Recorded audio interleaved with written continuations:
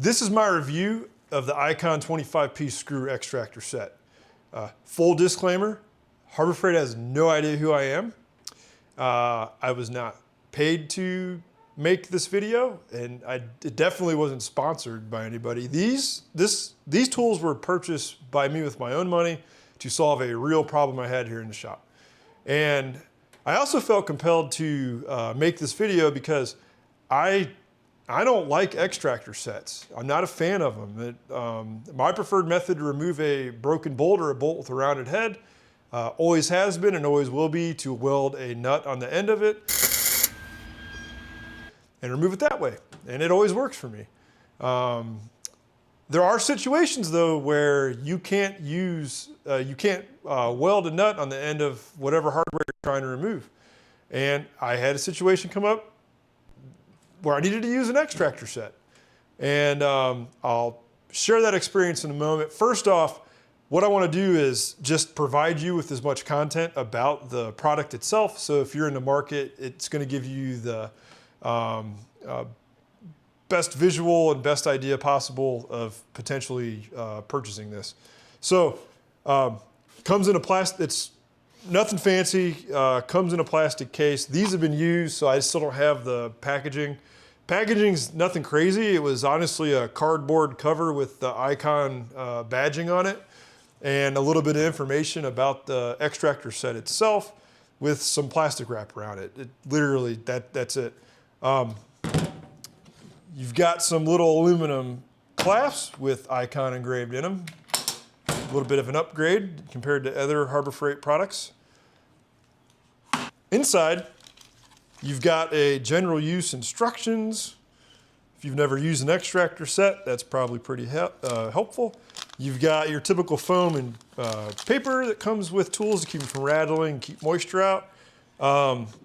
You've got 25 individual extractor tools, and each one has a marking on it that indicates the size of the drill bit to prep the hardware you're trying to remove with. And I think it's worth saying that that's just a baseline reference. In my experience, I like to make sure the extractor is deep as possible inside the broken bolt to have the best chance of removing it. And for example, I use this little tiny one for my problem, broken bolt I had to remove. And this recommends a 1/8 inch drill bit. And I went one size bigger because I wanted to get into that bolt as far as I could to remove it. So, yeah. Now, as far as my experience using this, I had a situation come up with the Nissan Xterra I have, where I was working on the engine and I had the fuel rail out on the bench. I wanted to remove my injectors and get them serviced. I was resealing the whole fuel system and just replacing a lot of worn out parts. Each injector is held in with 2 Phillips head bolts. They're pretty tiny. The first 5 injectors came out no problem. Like, I was like 1 minute into the job and they were all out. It's pretty easy. It's like, sweet. The 6th injector though, the last bolt on the last injector rounded off right away. And that's usually how it works. That's like the universe's way of saying, you're gonna work on this a little bit longer. You need to stay here and just spend some time with this part you're fixing. And so I didn't want to weld on it because although I had evaporated all the fuel out of the system, cleaned it really good, it still smelled like fuel, so I could still smell vapors. Not to mention, I didn't want to damage the fuel rail. It's pretty thin metal where that's at. And the bolt is extremely close to the injector as well. So I was worried about even using a TIG torch and trying to fuse it and generating too much heat just right next to it.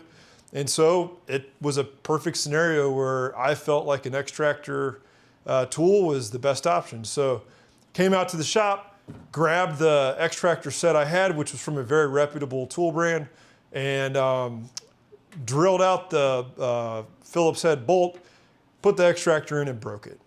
I could not believe it because I don't think the bolt was seized in there that bad, but whatever, broke that one. And so immediately went inside and I was like, man, I got to get another extractor tool. So ordered one from another reputable tool brand that I'd consider a lower premium tool, but tools I use a lot of. So I went and purchased it and got it. As soon as I got it, I went out and I tried to remove that bolt again and broke it. And it's like, man, what am I going to do? So I used some Icon tools in the past, and they were really good. They felt premium. There's a Harbor Freight premium price on them. If Harbor Freight does have a premium price, they're more expensive than the other tool line. So I went and picked up this extractor set and came home, and sure enough, I drilled the bolt out a little deeper because I didn't want this one to break. And I used the smallest extractor tool in this set, removed the bolt right away, as you can see from the footage. And I was happy. There's nothing better than identifying a way to solve your problem that actually works, and you can move on with life. And so, yeah, that is my experience using these. I will continue to use them in the shop. I will, when I can, use my method of welding the nut on the end of a bolt though.